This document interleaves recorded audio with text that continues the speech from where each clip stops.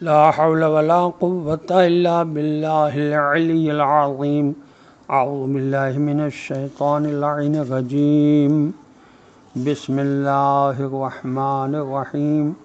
وهي تجري بهم في موج كالجبال ونادى نوح ابنه وكان في معزل يا بني اركب معنا ولا تكن مع الكافرين. اللهم صل على محمد وآل محمد وعجل فرجهم.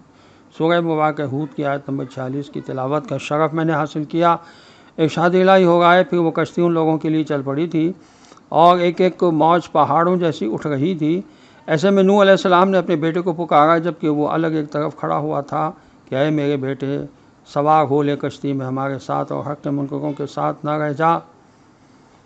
حضرت امام جعفر صادق علیہ السلام سے روایت ہے کہ جناب رسول خدا صلی اللہ علیہ وسلم نے فرمایا، کنعان حضرت نوح علیہ السلام کا بیٹا نہ تھا بلکہ ان کی زوجہ کا بیٹا تھا، اور نکاح کے وقت ان کے ساتھ آیا تھا.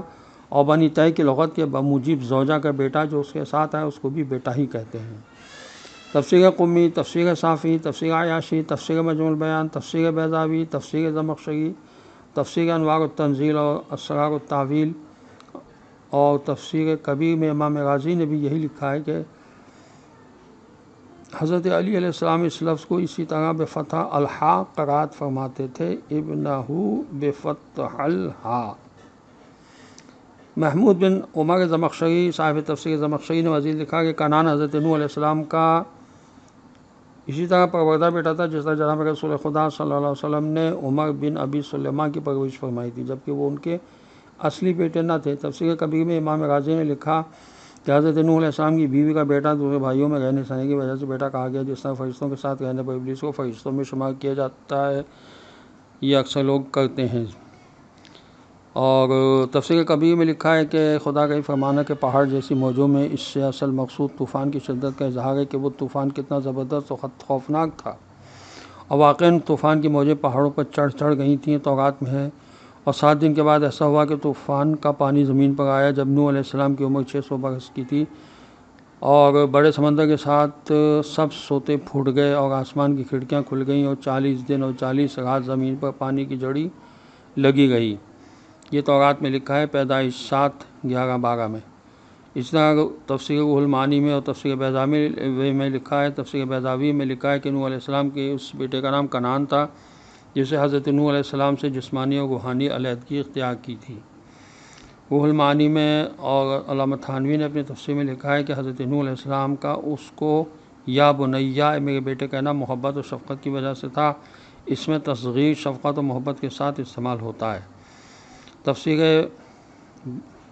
بحر العلوم میں حضرت نوح علیہ السلام لکھا ہے کہ حضرت نوح علیہ السلام نے اس کو یا تو اس لیے بلایا کہ ان کو اس کے کافر ہونے کا علم نہ تھا، یا پھر اس لیے بلایا کہ اب بھی ایمان لا کر ہمارے ساتھ آ جا.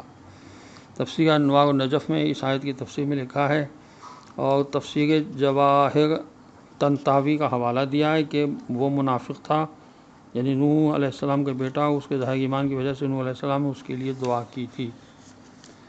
ہمیں چاہیے کہ ہم اللہ کی مرضی پر راضی رہیں، جیسا کہ سورہ مبارکہ مجادلہ کی آیت نمبر 22 میں ارشاد ہوتا ہے کہ رضی اللہ عنہم ورضوا عنہ اولئک حزب اللہ. اللہ ان سے راضی اور وہ اللہ سے راضی، یہی اللہ کا گروہ ہے. سورہ بینہ کی آیت نمبر 8 میں ارشاد ہوا رضی اللہ عنہ ورضوا عنہ ذلک لمن خشی رب. اللہ ان سے راضی اور وہ اللہ سے خوش ہیں، یہ اس کے لیے ہے جو اپنے پروردگار سے ڈرے. حضرت امام حسن علیہ السلام کی حدیث بحر الانوار کی جلد 78 صفحہ 106 پر جو شخص اللہ تعالیٰ کی طرف سے حسن انتخاب پر بھروسہ کرے وہ اسی پر راضی رہتا ہے، اس بات کی آرزو نہیں کرتا کہ جو انتخاب اللہ نے کیا اس کے علاوہ کچھ اور ہوتا. اسی طرح حضرت علی علیہ السلام نجل البلاغہ حکمت نمبر 4 میں ارشاد فرماتے ہیں کہ تسلیم و رضا بہترین ساتھی ہیں. اور مزید فرماتے ہیں مولا کہ جب کوئی معاملہ تیری منشا کے خلاف ہو تو بھی اس کا ہم نوا ہو جا. حضرت امام جعفر صادق علیہ السلام کی حدیث ہے بحر الانوار کی جلد 82 صفحہ 132 پر کہ ہم ایسے لوگ ہیں کہ جو کچھ چاہتے ہیں اللہ سے مانگتے ہیں وہ بھی ہمیں وہی کچھ عطا کرتا ہے، اور جو وہ ہماری پسند کے خلاف کسی چیز کو پسند فرماتا ہے تو ہم اس پر راضی ہو جاتے ہیں.